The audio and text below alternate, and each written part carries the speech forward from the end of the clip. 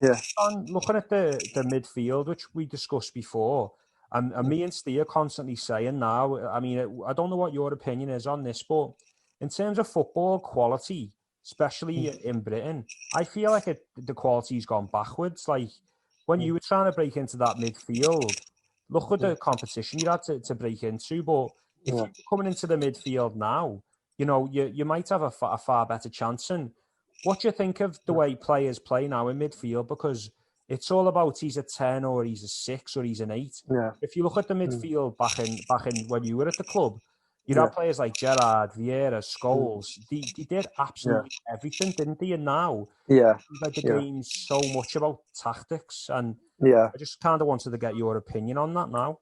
Yeah, I'd completely agree. I think probably back then they probably didn't have the money that's being spent now, so they probably only needed 2 or 3 midfielders maybe to play and to play all the time. I think when you look at probably the more successful teams at that time, I can only really remember Petit, Vieira, maybe Parla.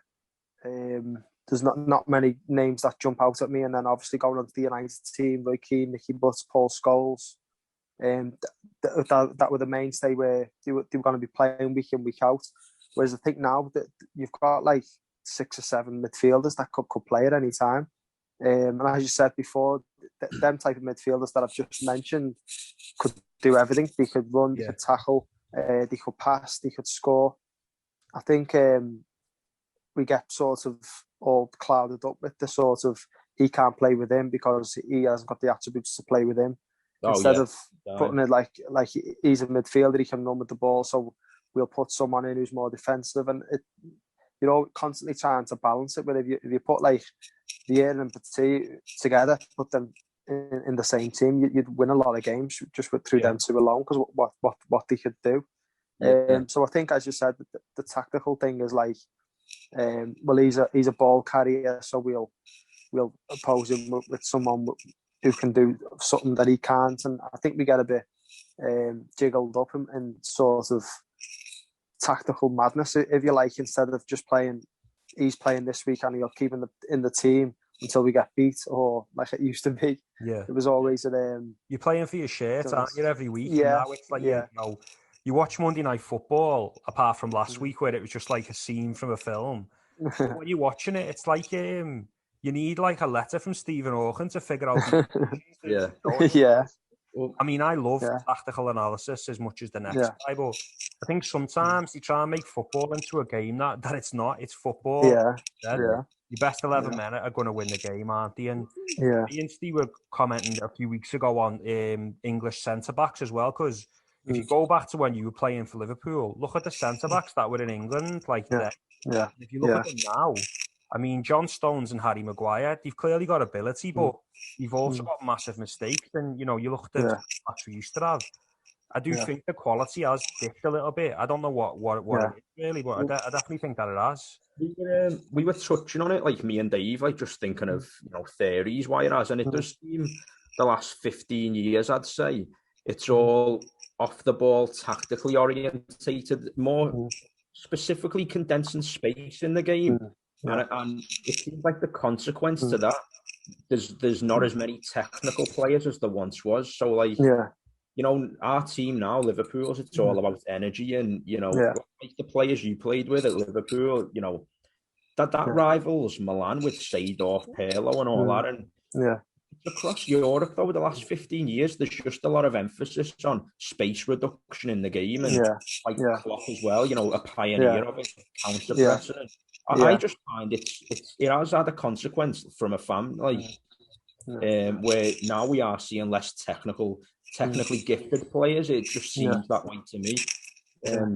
I don't know how you think about that. If it's... I'd agree. I mean, I believe football go into trends. I think obviously you look at the Barcelona sort of era, if you like, where they were the best team on the planet, and it was all about passing, pass until you find the gap, and or the team make a mistake positionally, and then you punish them.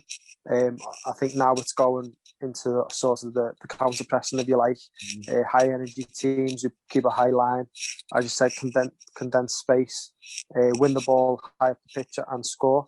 I think we've probably seen another change now. I think sort of City now are trying to bring sort of the old Barcelona way back, but are trying to mix a sort of high press with it, keep it high up the pitch, and win it high up there. So I think there seems to be like a lot of trends and a lot of it's a lot of team sort of based tactics. You know, I think back in the day, obviously a lot of more technical ability players. Now it's sort of, this is my 11 and this is how we want to play.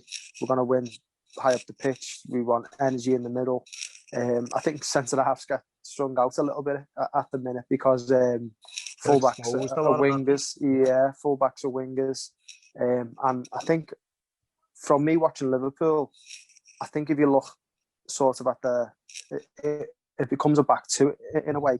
It's 2 for 2 sometimes. I think to play for Liverpool now, you've got to be good man for man marker in sort of dangerous areas, if you like, because you will get left 1v1 at the back at times, the way that Liverpool want to play.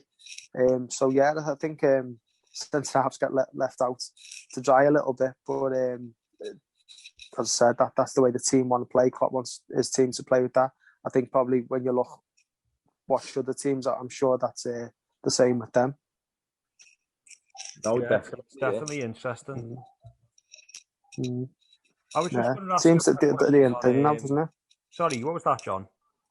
It just seems the end thing now of what teams want to do. They want to push the fullbacks high up the pitch, sort of play a front three or front four of really narrow forwards and sort of create overloads in the wide areas for fullbacks, and it leaves you short at the back. But I guess if you're looking at like Man City and teams like that, it's not often they give the ball away. It's risk reward, isn't it? And we were the same earlier in the season with that high line, and the worst that could ever be was that Villa game, the 7-2. You know, that was the epitome of the risk v reward of a high line, and we got for it, like so. Yeah, that was when it works. When it works, it's like it's really good and stuff like that. But obviously, like you say, it's the trends and things like that, and what and all this stuff. Yeah. Do you know with tactics, and obviously you've come through under who was the first team managers while you were coming through? Did you do